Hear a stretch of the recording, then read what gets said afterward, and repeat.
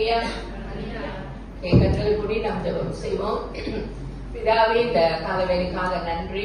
மெய்யாகவே அப்பா உம்முடைய பிரசன்னம் ஆண்டவரே, அப்பா துடிக்கிற வேலையில ஜனங்களை ஆண்டவரே நீர் ஆயத்தப்படுத்துறதுக்காக நன்றி. இதனால கூட உங்களுடைய ஜீவன் உள்ள வார்த்தை ஆண்டவரே நாங்கள் தியானிக்கும் பொழுது அப்பா பரிசுத்த ஆவியானவரே நீர் எங்களோடு கூட இடைப்பட்டு இந்த வார்த்தைக்குரிய வார்த்தையை கொடுத்து எங்களை பலப்படுத்தி தேற்றும்படியாக இயேசுவின் நாமத்தை நாங்கள் ஜெபிக்கிறோம் நல்ல பிதாவே. ஆமென். ஆமென். ஹல்லேலூயா. உற்சாகமா இருக்கீங்களா? ஓகே, இன்னைக்கு என்ன நாள்? யாருக்கு பிறந்த நாள்? ஓகே, இன்னைக்கு வந்து உமன்ஸ் டே. இன்னைக்கு உலகம் எங்கும் அதான் சொல்லுவாங்க இன்டர்நேஷனல் உமன்ஸ் டே. அப்படின்னா அந்த உலகம் எங்கும் பெண்களுடைய தினத்தை கொண்டாடப்படுகிறது. சோ அதனால பெண்கள் மட்டும் இல்ல, நீங்க பாத்தீங்கன்னா பெண்களுக்கு மட்டும் தான் நாள் இருக்காரு, ஆண்களுக்கும் இன்னைக்கு இல்ல, அவங்களுக்கு மென்ஸ் டே, சில்ட்ரன்ஸ் டே அப்படின்னு நிறைய நாட்கள் வந்து ஒவ்வொரு நாளும் ஒவ்வொரு தரப்பினரை கனப்படுத்துறதுக்காக ஆயத்தம் பண்ணப்பட்டு இருக்கு. அதே நேரத்துல அவங்க என்னன்னா பெண்களை மறந்துடக்கூடாது, அவங்களோட சேவைய. எந்த வீட்லயாவது பெண்கள் இல்லாம இருக்காங்களா? சொல்லுங்க. பெண்கள் இல்ல எங்க வீட்டுல அப்படின்னு யாரும் இருக்காங்களா? சோ நீங்க யோசிச்சு பாப்பீங்க, பெண்களே வீட்டுல இல்லைன்னா அந்த வீடு எப்படி இருக்கும்னு. சோ ஒரு ஐலண்ட் இருக்கு, அந்த ஐலண்ட் என்னன்னாக்கா பெண்களே இருக்க மாட்டாங்க. அது ஒரு அவங்களுக்கு வந்து ஒரு ஆண்கள் தான். சோ வெறும் ஆண்கள் தான். சோ அது வந்து அவங்களோட ஹோலி பிளேஸ். ஒரு எப்பயும் அவங்க தொழுது ஒரு இடம், அந்த எப்பயும் அவங்க வந்து அவங்க வந்து அதுக்கு அந்த ஐலண்டுக்காக போவாங்க. சோ அந்த ஐலண்ட்ல யாருமே இருக்க மாட்டாங்க, பெண்களே இல்ல. சோ எல்லாம் மேன்ஸ் தான், எல்லாம் அப்படிதான் இருப்பாங்க. அப்ப என்னன்னா டெம்டேஷன் இல்லாத இடமா, அப்படின்னா சவால் இல்லாத இடமா. அப்ப பெண்களே இல்லைன்னா சவால் அங்க எப்படி இருக்கும்? அப்ப சவால்னா எப்படி? உன்னை சுத்தி எல்லாமே இருக்கும், அதை சந்திச்சு தாண்டி வர்றதுதான் சவால். சோ அதுக்காக அவங்க வந்து அந்த ஐலண்டுக்கு போய் அங்க போய் தங்கி இருந்துட்டு வருவாங்க. சோ இன்னைக்கு அந்த மாதிரி இல்ல, பெண்கள் இருக்கிறாங்கன்னா அவங்க உங்க வாழ்க்கைக்கு பிளஸிங்கா இருக்கிறாங்க, உங்க வாழ்க்கைக்கு ஆசீர்வாதமா இருக்காங்க. சோ இன்னைக்கு அந்த மாதிரி, அதனாலதான் இன்னைக்கு வந்து மதர்ஸ் டே இல்ல. மதர்ஸ் டேனா நம்ம வந்து தாய்மார்களை பத்தி பேசுறோம். இன்னைக்கு வந்து கரெக்டா இன்னைக்கு 8 மார்ச் வந்து பெண்களுடைய தினமா இருக்கிறதுனால சோ பெண்களை என்கரேஜ் பண்ணி ஒரு சில வார்த்தைகளை நம்ம பேசுவோம். ஓகே, 2 தீமோத்தி எடுத்துக்கொள்வோம். ஓகே, 2 தீமோத்தியில 1வது அதிகாரம் வசனம் 5 நம்ம வாசிப்போம்.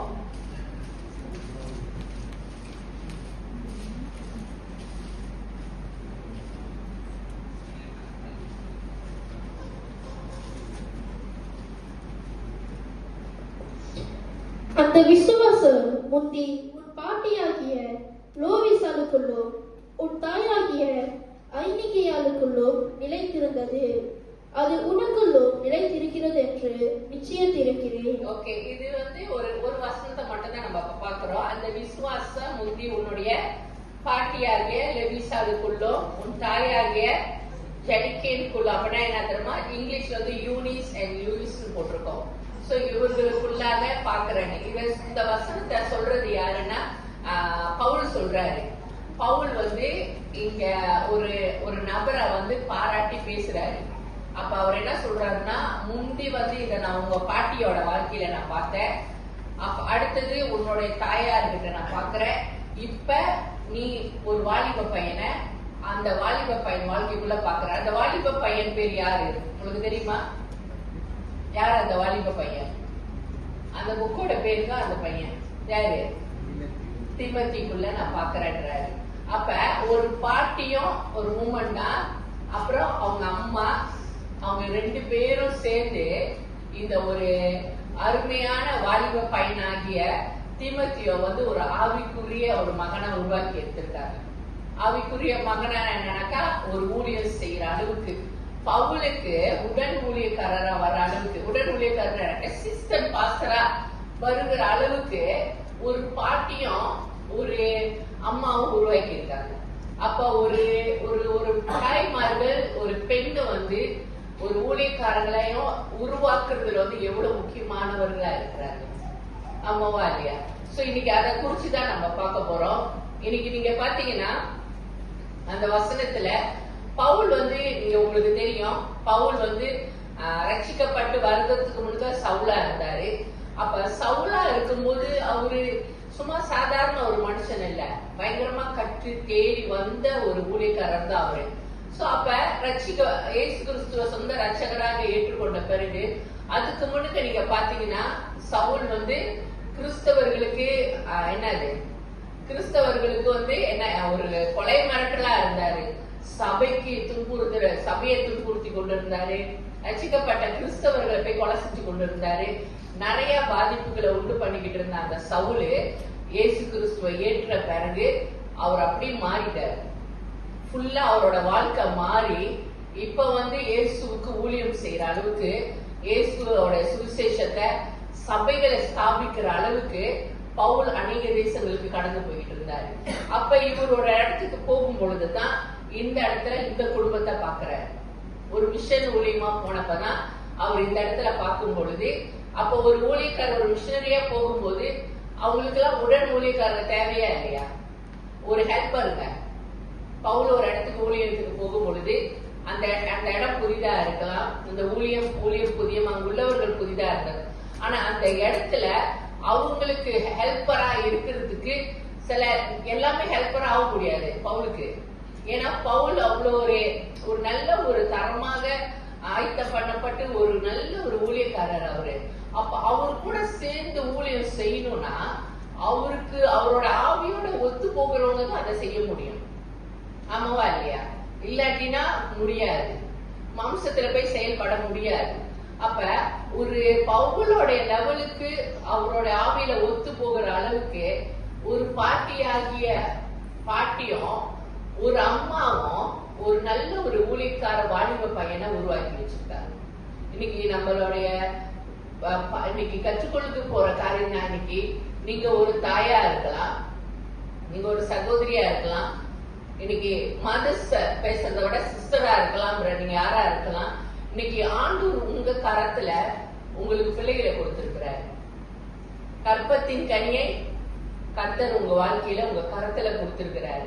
இன்னைக்கு ஆண்டவர் கொடுத்தாருன்னா ஆண்டவரே உருவாக்கணும், ஆண்டவரே அவங்கள வளர்த்தெடுக்கணும், ஆண்டவரே அவங்கள வந்து போதிச்சு கொடுத்து அவரே ஊழியத்துக்கு எடுத்து பயன்படுத்தணும்னா அப்படி ஆண்டவர் செயல்படுத்துவாரா?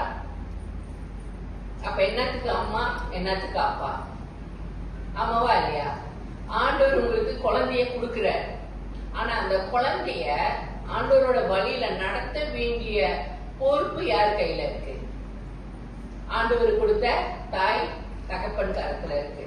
சோ இன்னைக்கு இங்க ஏன் நான் வந்து இங்க ரெண்டு பேருமே தாயா இருக்கிறனால, ஒரு சிஸ்டரா, இவங்க ஒரு உமன்ஸ் டே இருக்கிறனால இவங்கனால ஒரு கனியை உருவாக்கி கொடுக்க முடியுது.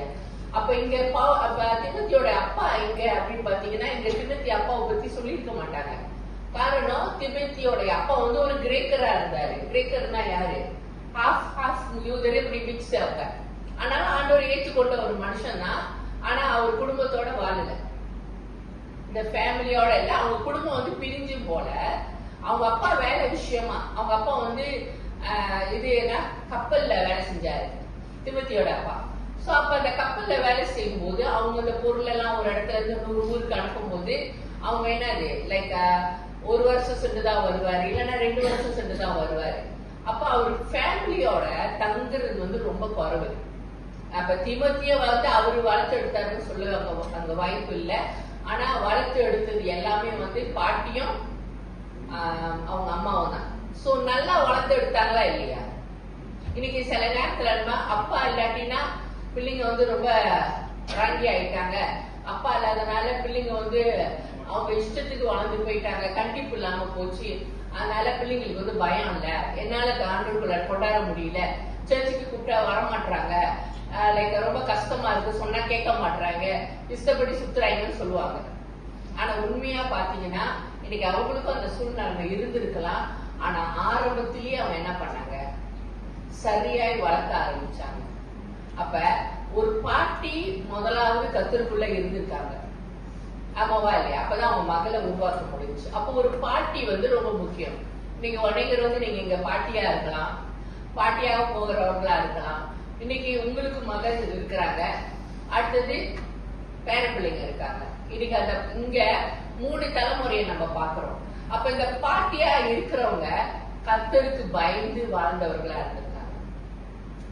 முதலாவது அவங்க ஆண்டவருக்கு பயந்து ஆண்டவருடைய காரியத்துல நேர்த்தியாய் நடந்து சத்தியத்தை சத்தியமாய் கற்றுக்கொண்டு அந்த சத்தியத்தை அப்ப அவங்க எல்லா ஆவிக்குரிய காரியத்திலும் ஈடுபட்ட ஒரு பாட்டி.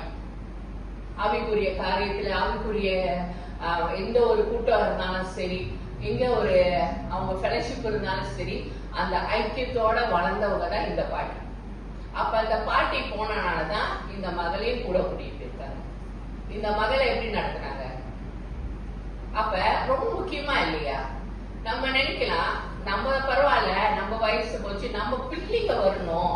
நிறைய பேர் என்ன நினைப்பாங்க, ஏய் நீ சர்ச்சுக்கு போறியா, நீ போய் ஊழியம் செய்ய, நீ போய் அதை பண்ணு, நீ போய் இதுல கலந்துக்கோ, நீ அதுல கலந்துக்கோ.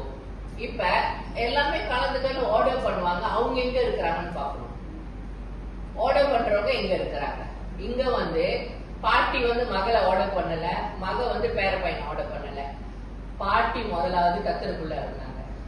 தேவனோட வார்த்தையை வாசிக்கிறவங்களும் அவங்க சபையில ஊழியம் செய்யறவர்களாகவும் ஊழியக்காரங்களுக்கு துணையாளர்களா இருந்தாங்க. அத மகள் பாக்குறாங்க. அப்ப மகள் பார்க்கும்போது மகளும் அதே ஆட்சியோடைய ஃபாலோ பண்றாங்க. பேரண்ட்ஸ் ரொம்ப முக்கியமா இல்லையா? தாய் தகப்பன் ரொம்ப முக்கியம். அவங்க நீங்க எதை செய்யறீங்களோ, நீங்க எந்த மாதிரி சபையில நீங்க நடந்து கொள்றீங்களோ அதுதான் உங்க பிள்ளைங்களோட ஆட்டிடியூட். அததான் பிள்ளைங்க பார்ப்பாங்க. அப்ப அததான் அந்த மகள் பார்த்தாங்க. அவங்களும் அம்மா பின்னாலே வந்தாங்க. அவங்க அம்மா என்ன செய்யறாங்களோ, ஊழியக்காரங்களை கனப்படுத்தணுமா அவங்களும் கனப்படுத்தினாங்க, சேவை செய்யணுமா அவங்க சேவை செஞ்சாங்க, அந்த இடத்த சுத்தம் பண்ணணுமா அவங்களும் அப்படியாதான் செஞ்சாங்க. அப்ப பாட்டி செஞ்சத மக பார்த்தாங்க. மக பார்த்த பிறகு இப்ப பேரப்பிள்ளை வந்துருச்சு. வரும் பொழுது அந்த பையன் அப்பா கூட இல்ல, ஆனாலும் இஷ்டப்படி விடாம சொல்றதபடி அந்த மாதிரி எல்லாம் வளர்க்காம அவன் சின்ன பையனா குழந்தையா இருக்கும் போதே என்ன செஞ்சாங்க? குழந்தையா இருக்கும்போது பால் ஊட்டுறோம், மற்றது எல்லாமே கொடுக்குறோம். ஆனா அதை விட மேலானது தீமதிக்கு என்ன கொடுத்து வளர்த்தாங்க? ஆண்டவருடைய தேவ பயத்தை ஊட்டி வளர்த்தாங்க. தேவன்னா யாரு? அப்ப இவங்க போகிற கூட்டம் போகிற எல்லா காரியத்திலையும் தீமதிய சின்ன வயசுல இருந்து ஆவிக்குரிய ரீதியில வளர்த்தெடுத்தாங்க. அப்ப வளர்த்து எடுத்து தேவ பயத்திலே அப்ப இவங்க செய்யறதான் அவங்க பாக்குறாங்க. இவங்க செய்யாதத அடுத்த 3வது தலைமுறைய நீ ஏன் செய்ய மாட்ட, நீ ஏன் இதை பண்ண மாட்ட, இப்படி நடந்துக்கோ அப்படி நடந்துக்கலாம் இல்ல. நீ எப்படி நடந்துக்கிறியோ அது 2வது தலைமுறை நடந்துக்கொள்ளும், அடுத்தது 3வது தலைமுறை அதை தான் செய்யும். அததான் இங்க திமோத்தி இன்னைக்கு நல்ல ஒரு ஊழியக்கார மனுஷனா, ஒரு பெரிய மேன்ஸ் கூட சொல்ல முடியாது, ஒரு டீனேஜ் வாலிப பையன். இன்னைக்கு உங்க வீட்டுல உங்களுக்கு கர்த்தர் ஆண் பையன்களை கொடுத்திருக்கலாம், அல்லது பொன் பிள்ளைகளை கொடுத்திருக்கலாம், அல்லது பேர பிள்ளைகளை கொடுத்திருக்கலாம். இன்னைக்கு நம்ம எப்படியாக அந்த தலைமுறைய வளர்க்கிறோம். இன்னைக்கு நம்ம என்ன நினைக்கலாம், சபையில தான் போய் கற்றுக்கொள்வாங்க, சபையில பிள்ளைகளை கொண்டாந்து விட்டுட்டா சபையில கற்றுக்கொள்வார்கள், சபையில இருந்து புடிச்சு சத்தியத்தை அறிஞ்சு ஊழியம் செஞ்சிருவாங்க நினைக்கலாம். அல்லது சில்ட்ரன் சர்ச்சில கொண்டாந்து விட்டா சில்ட்ரன் சர்ச் டீச்சர்ஸ் பாத்துக்குவாங்க, அவங்க கத்துக் கொடுப்பாங்க, அவங்க நல்ல வழியில நடத்திடுவாங்க அப்படின்னு நீங்க நினைக்கலாம். இல்ல ஸ்டூடெண்ட் வாலிப பிள்ளைங்கள கொண்டாந்து விட்டீங்கன்னா, இங்கதான் இவங்க கிட்ட சொல்லுவோம், அவங்கள்ட்ட காட்டி பயம் காட்டுறது, பாஸ்டர் சொல்லிடுவேன், ஆண்டி கிட்ட சொல்லிடுவேன்னு நம்மள குச்சாண்டியா ஆக்கிடுறது. ஆமாவா இல்லையா? இன்னைக்கு அதெல்லாம் 2வது காரியம். முதலாவது அவங்கள உங்க வீட்டுல நீங்க வளர்த்தெடுக்கணும். முதலாவது உங்களுடைய வீட்டுல நீங்க உங்க வீட்டுல லைஃப் ஸ்டைல் என்னது, உங்க வீட்டுல பேசுகிற முறை என்னது, உங்க வீட்டுல என்ன காரியம் நடக்குது, உங்களோட வீட்டுல ஆண்டவருடைய காரியங்கள் அங்க பேசப்படுதா, விசுவாசத்துக்குரிய வார்த்தை பேசப்படுதா, இல்ல ஆண்டவருடைய ஆவிக்குரிய பாடல்கள் அங்க வீட்டுல கேட்கப்படுகிறதா, ஆவிக்குரிய சத்தியங்கள் அங்க வசனங்களை கேட்கப்படுகிறதா, அங்க குடும்ப ஜபங்கள் சேர்ந்து ஃபேமிலியா செய்யப்படுகிறதா. இதத்தான் புது தலைமுறை பார்க்குது. இததான் புது தலைமுறை பார்க்குது. அததான் அப்ப பாட்டி அப்படியாப்பட்ட ஒரு ஐக்கியத்துல இருந்தனால, அவங்க அம்மாவும் அப்படி இருந்தனாலதான் தீமோத்தேயுவை அப்படி வளர்த்தெடுத்தார். இன்னைக்கு உங்க கையில ஆண்டவர் எத்தனை தீமோத்தேயுகளை கொடுத்து வச்சிருக்கிறார்? உங்க கரத்துல தேவன் தீமோத்தேயுகளை கொடுத்து வச்சிருக்கிறார். அது பெண்ணா இருந்தாலும் சரி, அது ஆண் குழந்தையா இருந்தாலும் சரி, உங்க கரத்துல அவங்க நம்பி கொடுத்திருக்கிறாரு. இப்ப நீங்க அவங்கள ஒரு நல்ல முறையில உருவாக்கி இந்த சமுதாயத்துக்குள்ள கொண்டு வரும் பொழுது அவங்க ஊழியத்துக்கு துணையாளரா இருப்பாங்களா அல்லது உபத்திரவாதியா இருப்பாங்க? இன்னைக்கு நம்ம அதை தான் யோசிச்சு பார்க்கணும். ஏன் கரத்துல கர்த்தர் கொடுத்திருக்கிறாருன்னா, இன்னைக்கு இந்த திருச்சபை இன்னைக்கு ஆண்டவர் எத்தனை பேரு நீங்க விசுவாசிக்கிறீங்க? ஓகே, இன்னைக்கு நம்ம இல்லாட்டினாலும் நம்ம நாட்கள் முடியும் போது என்னோட தலைமுறை ஆலயத்துல இருக்கும், ஆலயத்துல சேவை செய்யணும். எத்தனை தாய் தகப்பன்மார்கள் உங்களால உறுதியா சொல்ல முடியும்? நாங்க இல்லாட்டினாலும் நம்ம ஃபுல்லா வாழ போறது இல்லைல்ல, ஒரு காலகட்டம் வரைக்கும் தான். நான் இல்லாட்டினாலும், என் கணவர் இல்லைனாலும், மனைவி இல்லைனாலும், என் பிள்ளைய நான் ஆண்டவருக்குள்ள வளர்த்து எடுக்கிறது நிமித்தம் அவங்க கர்த்தருடைய ஆலயத்துல தூணா நிற்பாங்க. அவங்க ஆண்டவருக்காக ஊழியம் செய்வாங்க. அவங்க வரப்போற தலைமுறைக்கு அவங்க ஒரு வழிகாட்டியா இருப்பாங்கன்னு இன்னைக்கு உங்களால உங்க பிள்ளையை குறிச்சு சாட்சி சொல்ல முடியுமா? நீங்க அததான் அப்படி நம்ம வளர்த்து எடுத்திருக்கிறோமா? நம்ம எல்லாமே கொடுக்கலாம். பிள்ளைங்களுக்கு நல்ல எஜுகேஷனல் கொடுக்கலாம், நல்ல சாப்பாடு கொடுக்கலாம். பரமேஷ் எந்திரிச்சிட்டீங்களா? ஓகே, நம்ம நல்ல சாப்பாடு கொடுக்கலாம், நம்ம நல்ல துணிமணி கொடுக்கலாம், அவங்களுக்கு நிறைய காரியத்தை நம்ம செய்யலாம். ஏன்னா இந்த உலகத்துல எல்லாமே தேவை. ஆமாவா இல்லையா? இன்னைக்கு நம்ம எல்லாமே ஏன்னா தேவை. மத்த பிள்ளைங்க வச்சிருக்காங்கன்னா நம்ம பிள்ளைய வச்சிருக்கணும். மத்த பிள்ளைங்க போறாங்க, இந்த காம்படிஷன் போறாங்க, நானும் என் பிள்ளைய, ஏன்னா அப்பதான் நம்ம பிள்ளைய மதிப்பாங்க, அப்பதான் நம்ம பிள்ளைக்கு நல்ல பேர் இருக்கும். நம்ம எல்லாமே செய்யறோம்.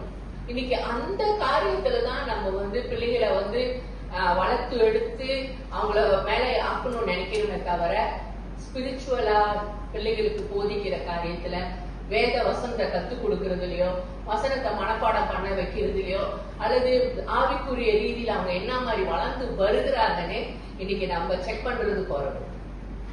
இன்னைக்கு நம்ம அந்த இடத்துல உருவாக்குறது நம்ம என்ன நினைக்கிறோம், அது சர்ச்சில் உருவாகுவாங்க, சில்ட்ரன் சர்ச்சில் உருவாகுவாங்க, அல்லது வாலிப கூட்டத்துல உருவாங்க. அதெல்லாம் கொஞ்ச நேரம் தான். ஆனா அவங்க உருவாகுற இடமே வீடுதான். ஆமாவா இல்லையா? இன்னைக்கு ஒரு தீமோத்தேய ஊழியத்துக்கு ஒரு பவுலோட கூட சேர்த்து என்னுடைய பேரப்பிள்ளைய கொண்டாந்து ஒப்படைக்கிறாங்க. எடுத்து இப்பதான் உருவாக்கணும்னு இல்ல. நீங்க வசனத்தை எடுத்துக்கொள்ளுங்க. அதே இதுல 2 தீமோத்தேயுல 3வது அதிகாரம்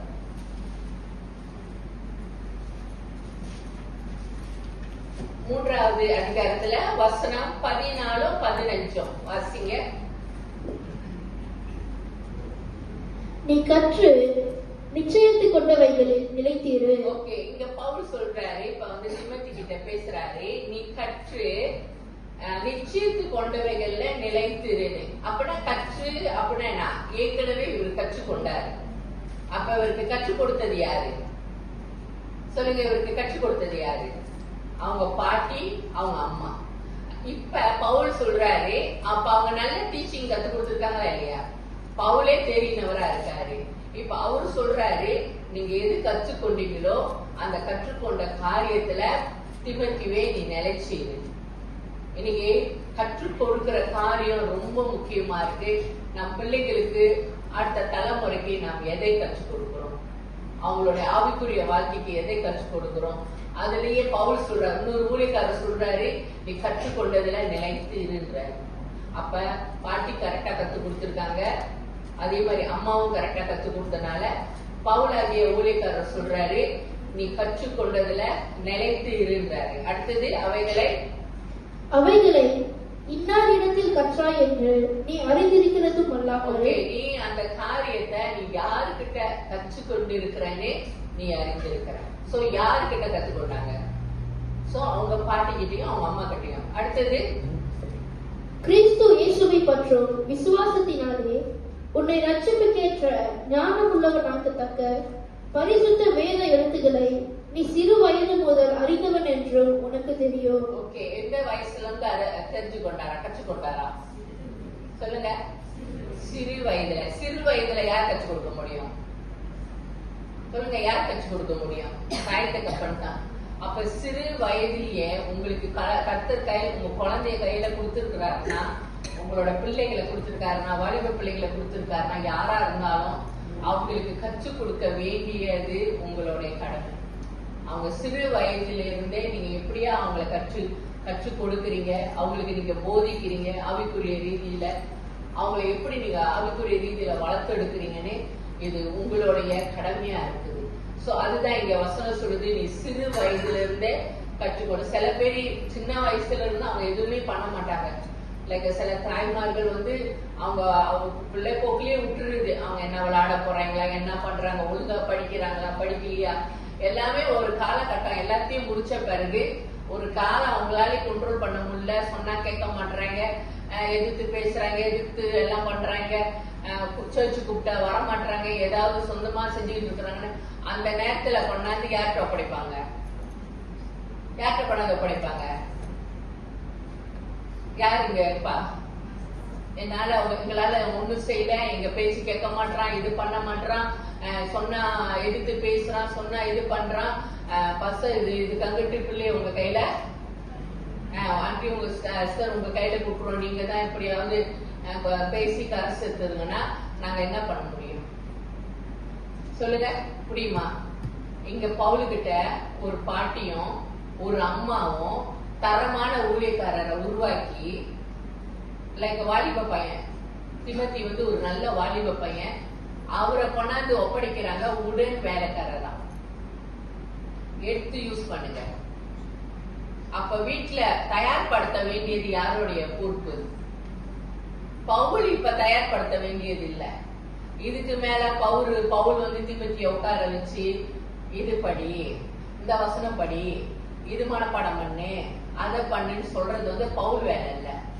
பவுலுகிட்ட கொண்டாந்து ஒப்படைக்கும் போது உருவாக்கப்பட்ட ஒரு வாலிப பையனா ஒரு ஊழியக்காரரா கொண்டாந்து கொடுக்கறாங்க. அதுக்கு பிறகு இந்த திமத்தி பவுலோட இணைஞ்சு ஊழியம் செய்யறாரு. அப்ப திருத்துறது இல்ல. அந்த டைம்ல நீ இங்க செய்யாத, நீ இங்க போவாத, இந்த மாதிரி நடந்துக்காத, அந்த மாதிரி நடந்துக்காத, நீ சபையில இப்படி இருக்கணும் அப்படி இருக்கணும்னு அந்த வயசுல சொல்லி கொடுக்கறது பவுல் வேலை இல்ல, வீட்டுல இருக்கிறவங்களோட வேலை. ஆமாவா இல்லையா? வீட்டுல இருக்கிறவங்களோட வேலை. எது நல்லது, எது கெட்டது, எது செய்யலாம், எது செய்யக்கூடாது, எது கர்த்தருக்கு பிடிக்கும், எது கர்த்தருக்கு பிரியம் இல்ல, எப்படி நீ வாழணும், எப்படி நீ வாழக்கூடாது, யாரு கூட சேரணும், யாரு கூட சேரக்கூடாது, இதெல்லாம் கற்றுக் கொடுக்க வேண்டிய வேலை யாரோட? ஒரு ஆவிக்குரிய தாயா இருக்கிற உங்க கையில. ஒரு உமன்னா உங்களால ஒரு ஆளை உருவாக்கி எடுக்க முடியும். ஒரு ஊழியக்காரர்களை கூட உங்களால உருவாக்கி எடுக்க முடியும். இன்னைக்கு அப்பா இல்லாம வளர்க்கிற ஒரு பிள்ளைய ஒரு பாட்டியும் ஒரு அம்மாவுமா இருந்து ஒரு நல்ல ஒரு மினிஸ்ட்ரிக்கு ரெடி பண்ணி கொடுக்கறாங்க. அதுக்கு பிறகு நீங்க பாத்தீங்கன்னா எபேசு சபைக்கு இந்த தீமத்தி ஒரு பாஸ்டரா மாறுறாரு. பவுல் அந்த சபையை ஸ்தாபிச்சுட்டு யார் கையில ஒப்படைச்சிட்டு போறாரு? தீமத்தி நீ பாத்துக்கன்னு சொல்லிட்டு போறாரு. தீமத்தியே அப்ப போயிட்டு ட்ரைனிங் கொடுக்கல. அப்ப நீ இப்படி செய்யணும், நீ ஒரு நாளைக்கு ஒரு அதிகாரம் படி, ஒரு நாளைக்கு இது படி, ஒரு நாளைக்கு அது படிலாம் இல்ல. அதெல்லாம் படிச்சதெல்லாம் வீட்டுல, அதெல்லாம் அவங்க உருவாக்கிட்டாங்க. வீட்லயே தகுதிப்படுத்திட்டாங்க. இப்ப தகுதிப்படுத்தின ஒரு நபரை கொண்டாந்து ஒப்படைச்சு கொஞ்ச நாள் பவுல் தன்னை அசிஸ்டன்ட் எங்க போறாரு கூட்டிட்டு போனாரு. ஊழியத்துல எல்லாம் கொஞ்சம் நல்லா பழக்கப்படுத்திட்டு அவரு ஆரம்பிச்ச ஒரு சபைக்கு ஒரு உடல் ஊழியர் சரி திமத்தி இவ்வளவு நாள் நான் உன் கூட இருந்தேன், இதுக்கு அங்கிட்டு இந்த சபையை பார்த்துக்கன்னு சொல்லிட்டு போறாரு. இன்னைக்கு அந்த அளவுக்கு உங்க பிள்ளைய நீங்க உருவாக்கி வைக்க முடியுமா? இந்த ஊழியத்தை நீ பார்த்துக்கோ, இந்த ஊழியத்தை நீ பார்த்துக்கோ அப்படின்றதுதான் இன்னைக்கு ஆண்டவர் உங்களுக்கு கொடுத்திருக்கிற ஒரு நல்ல ஒரு காரியம். இன்னைக்கு நம்ம எல்லாமே ஆண்டவர் செய்தி கேட்கலாம், 1000 பிரசங்க நம்ம கேட்கலாம், ஆன்லைன்ல கேட்கலாம். நிறைய சர்மன் கேட்கறது மட்டும் இல்ல, இன்னைக்கு அதை உருவாக்கி தகுதிப்படுத்தி உங்க கையில தேவன் கொடுத்த பொறுப்பை நீங்க அதை ஆண்டவருக்கு பிரியமா அவரு அந்த கனிய சாப்பிடுற மாதிரி இருக்கணுமே தவிர கனிய பாக்குற மாதிரி செஞ்சு வைக்க கூடாது. சில கனிய பார்க்கதான் முடியும்னா சில பிளாஸ்டிக் இருக்கும் பாருங்க கனிங்க, ஒரு வாழைப்பழம் வச்சாங்கன்னா அது உண்மையா வாழைப்பழம் மாதிரி இருக்கும். ஒரு மேங்கோ வச்சாங்கன்னா அது எப்படி இருக்கும்? நம்ம தூரத்துல இருந்து பார்க்கும்போது அது எப்படி இருக்கும்? உண்மையிலேயே ஒரு பழம் நீங்க வெட்டி சாப்பிடுவீங்களா? முடியாது. அதே நேரத்துல உண்மையான பழமாவும் இருக்கும். ஆனா அதை வெட்டும் போது எப்படி இருக்கும்? சில பழங்க பூச்சா. இன்னைக்கு அதே போலதான் உங்களுக்கு ஆண்டவர் பிள்ளைகளை தனியா கொடுத்திருக்காரு. பார்க்க அழகா இருக்கும். பார்க்க எப்படி இருக்கும்? பார்க்க அம்சமா இருக்கும். நல்ல அழகா தான் உடுத்தி இருக்கும். நல்ல அழகா சாப்பிடும். எல்லாம் பண்ணும். அதை வெட்டி பார்த்தா தான் தெரியும் கெட்டதா நல்லதா. ஆமாவா இல்லையா? அதை வெட்டலாம் வேணாம், அது வாயை திறந்தாலுமே தெரிஞ்சிடும். நீங்க வெட்டில பார்க்க வேணாம். அதோட லைஃப் ஸ்டைலு, அதோட கேரக்டரு, அவங்க நடந்துக்கிற விதம், அவங்க பேசுற காரியம், அவங்க லைஃப்ல செய்யறது, அவங்க எடுக்கிற தீர்மானங்களே உங்களுக்கு தெரிஞ்சிடும் நல்ல கனியா கெட்ட கனியா. ஆமாவா இல்லையா? இன்னைக்கு தீமோத்தேயுவை அழகா உருவாக்கி நல்ல கனியாக ஒரு ஊழியக்கார கையில ஒப்படைச்சாங்க. இன்னைக்கு உங்க வாழ்க்கையில சின்ன பிள்ளைங்க இருக்கலாம், பிரைமரி படிக்கிற பிள்ளைங்க இருக்கலாம், இல்ல வாலிப பிள்ளைங்க இருக்கலாம். இன்னைக்கு நம்ம வாழ்க்கையில இருந்து வளர்த்தோம், பிள்ளைங்களை வளர்த்துடைய பேச வேலை செஞ்சு சம்பாதிச்சு நம்மளுக்கு கொடுத்தா போதும் அப்படின்னு நினைக்கிறத விட அது ஒரு பக்கம் இருக்கட்டும். ஆனா இன்னொரு பக்கம் ஆவிக்குரிய ரீதியில ஒரு பிள்ளைகளை உங்களுடைய ஒரு திருச்சபைக்கு பிரயோஜனமா உங்களால உருவாக்கி கொடுக்க முடியுமா? ஒரு ஆலயத்துக்கு அவங்கள சேவை செய்யறதுக்கும் கர்த்தருக்கு ஊழியர் செய்யறதுக்கு உங்க பிள்ளைகளை நீங்க தகுதிப்படுத்தி இருக்கீங்களா? அவங்க படுத்தப்பட்டு இருக்காங்களா? உங்க கையில தானே நம்பிக்கையா குழந்தைகளை கொடுத்தாரு. கர்த்தத்தின் கனியை கர்த்தர் ஆசீர்வச்சு உங்க கையில கொடுத்திருக்காரு. இது நம்மளோட ரெஸ்பான்சிபிலிட்டி. இன்னைக்கு நம்ம என்ன பண்ணி வச்சிருக்கோம் அவங்கள? அவங்க அடுத்த தலைமுறை, அவங்க நீங்க இல்லாட்டினாலும் அந்த தலைமுறை அழைத்துல நிக்குமா? நீங்க இல்லாட்டினாலும் அந்த தலைமுறை கர்த்தரை சேவிக்குமா? நம்ம இல்லாட்டினாலும் அந்த கர்த்தரை ஆராதிக்குமா? இன்னைக்கு நிறைய அதான் சொல்றேன், நிறைய யூரோப் கண்ட்ரில பாத்தீங்கன்னா சபையெல்லாம் சாத்தி கொண்டு இருக்காங்க. ஏன் சொல்லுங்க? சபையெல்லாம் சாத்துறாங்க. அப்ப சாத்துறதும் இல்லாம மத்தவங்களுக்கு விக்கிறாங்க. யாருக்கு விக்கிறாங்க? கோயில் வாங்குறாங்க. இந்துக்கள் சபைய வாங்குறாங்க. வாங்கி அவங்க என்ன பண்றாங்க? அந்த சபைய கோயிலா மாத்தி அவங்க பூஜை பண்ணிக்கிட்டு இருக்காங்க. அடுத்தது முஸ்லிம்ஸுங்க சபைய வாங்குறாங்க. சபைய வாங்கி அடுத்தது அவங்க தொழுது கொண்டு இருக்கிறாங்க. ஏன் சபை விற்கப்படுகிறது? புதிய தலைமுறை ஆலயத்துல இல்ல. தாய் தகப்பனோட பாட்டி தாத்தாவோட முடிஞ்சு. பாட்டி தாத்தா சபைக்கு வந்துட்டு இருந்தாங்க. அப்புறம் அப்பா அம்மா வந்துட்டு இருந்தாங்க, அதுக்கு வயசானவங்க. அதுக்கு பிறகு அவங்களோட பிள்ளைகள், அவங்க இந்த உலகம் என்டர்டெயின்மெண்ட், எங்க போனோம், நான் அங்க போனோம், எனக்கு இந்த ப்ரோக்ராம் இருக்கு, எனக்கு அந்த ப்ரோக்ராம் இருக்கு, நான் இதுக்கு போனோம் அதுக்கு போனோம்ட்டு நாளாவ வாலிப பிள்ளைகள் என்னது ஆலயத்துக்கு வருகிறதே இல்லை. தாய் தகப்பன் மட்டும் வந்துட்டு போறாங்க. சோ வந்துட்டு போகும் பொழுது அவங்க எவ்வளவு காலம் 100 ஆண்டு 200 ஆண்டு வாழ்ந்துருவாங்களா? அவங்க நாட்கள் வரும் பொழுது ஒரு வயசானவங்களா இறக்க ஆரம்பிக்கிறாங்க. அவங்க எல்லாம் மறிக்க சர்ச் என்ன மறுபடியும் வராங்க வாலிப பிள்ளைகள். அவங்க திருமணமாகி அவங்களோட பிள்ளைகள் அங்க ஆலயத்தில் வளர்க்கப்படுகிறது இல்லை, அவங்க எல்லாம் வெளியே வளர்க்கப்படுகிறார்கள். சோ அந்த தாய் தகப்பன்லாம் முடிய சபை காலி ஆயிடுச்சு. சபை பாய்க்கல, எம்டியா இருக்கு, பயன்படுத்தப்படாதனால சபைகள் விற்கப்படுகிறது. இன்னைக்கு அந்த மாதிரியான ஒரு சூழ்நிலைமை நம்ம தலைமுறையில நம்மளுடைய இடங்கள்ல நம்ம திருச்சபைக்கு உருவாகக்கூடாது. இன்னைக்கு நீங்க ஒரு நல்ல தீர்மானங்களை எடுக்கணும். ஆண்டவரை என் பிள்ளைகளை கர்த்தருடைய ஆலயத்துல வேரூன்றி இருக்கிறவர்களா நான் வளர்த்து எடுக்கணும். ஆமாவா இல்லையா? நம்ம மத்த காரியம்லாம் நம்ம அவங்களுக்கு என்னென்னமோ செஞ்சு கொடுக்கலாம். ஸ்பெஷல் கிளாஸ் எல்லாம் நம்ம கொடுக்கலாம். இந்த கிளாஸ் அனுப்புறேன், அந்த கிளாஸ் அனுப்புறேன், என் பிள்ளை இதுல இருக்கு தேடி இருக்கு, அதுல தேடி இருக்கு, எல்லாத்தையும் தேடி இருக்கட்டும். கர்த்தரோட வார்த்தையில தேடி இருக்கா? ஆண்டவருடைய ராஜ்யத்தை தேடுகிறதுல தேடி இருக்கா? அது நீங்க வரலனாலும் அது சொந்தமா சபைக்கு வருமா? அவங்க பிள்ளைங்க இன்னைக்கு உங்க பிள்ளைங்க யோசிச்சு பாருங்க, எத்தனை பேருடைய உங்களோட வாலிப பிள்ளைங்க நீங்க வரல இன்னைக்கு சர்ச்சுக்கு, ஏதோ உடம்பு சரியில்லை ஏதோ ஒண்ணு, அது நிக்குமா நான் சர்ச்சுக்கு போறேன், யாரும் வரல, இல்ல நான் எப்படியாவது போறேன், இல்ல எத்தனை பேர் நீங்க வரணும் சண்டே சர்ச்சுக்கு வா சர்ச்சுக்கு வா சர்ச்சுக்கு வான்னு கூப்பிடுறோமா, இல்ல நீங்க வரலனாலும் அந்த பிள்ளை வரணும். இன்னைக்கு அதுதான் நம்ம யோசிக்கணும். அப்படிப்பட்ட தலைமுறையை நீங்க உருவாக்குனாதான் நம் சபை காலி ஆகாது, சபை மூடப்படாது. ஆமாவா இல்லையா? அடுத்த தலைமுறையை நம்ம அப்படி உருவாக்கி வச்சாதான் இன்னைக்கு அது ஹார்ட்ல நம்ம எப்போதுமே மைண்ட்ல நினைக்கணும். நம்ம சர்ச் சாத்திரத்துக்காக மட்டும் இல்ல, ஆண்டவருடைய ராஜ்யம் இல்லாம போயிடக்கூடாது, சத்தியத்தை விட்டு விலகி பிள்ளைகள் போயிடக்கூடாது. அந்த சத்தியத்துக்குள்ள பிள்ளைகள் வாலிப பிள்ளைகள் இருந்தா தான் இன்னைக்கு அவங்க சபையில நிலைச்சிருப்பார்கள், தேவனுடைய ஆலயத்தை தேடி வருவார்கள், அடுத்த தலைமுறையை கர்த்தரை சேவிக்கும். இன்னைக்கு ஒரு தாயா இருந்து ஒரு பெண்ணா இருந்து இவங்க ஒரு நல்ல ஒரு திபத்திய உருவாக்கி வச்சிருக்காங்க. ஒரு எக்ஸாம்பிள் நம்ம பாத்தீங்கன்னா, ஜான் வெஸ்லி எத்தனை பேருக்கு தெரியும்? பாஸ்டர் செல்வராஜோட பையன் இல்ல, ஜான் வெஸ்லி வந்து பாஸ்டர் செல்வராஜ் பையன் தான். அவரோட பேர் தான் இந்த ஜான் வெஸ்லி வச்சிருக்காரு. ஜான் வெஸ்லின்றவர் வந்து மெத்தடிஸ்ட் சபையை உருவாக்குனவர். அதான் வெஸ்லின்னு வருது, வெஸ்லி மெத்தடிஸ்ட்னு வருதா இல்லையா? எத்தனை பேருக்கு தெரியும் வெஸ்லி மெத்தடிஸ்ட்னு? நம்ம அந்த பேர் கேட்போம், வெஸ்லி மெத்தடிஸ்ட்னு சொல்லுவாங்க. அந்த மெத்தடிஸ்ட் சபைய உடைய ஃபவுண்டர் சபையை, அது சைனீஸ் மெத்தடிஸ்டா இருக்கலாம், தமிழா இருக்கலாம், அதுல இருந்து பிரிஞ்சு பிரிஞ்சு வந்ததுதான். ஆனா அதை உருவாக்குன, அதுக்கு ஸ்தாபித்த ஒருத்தவர் வந்து அவர் தான் ஜான் வெஸ்லி.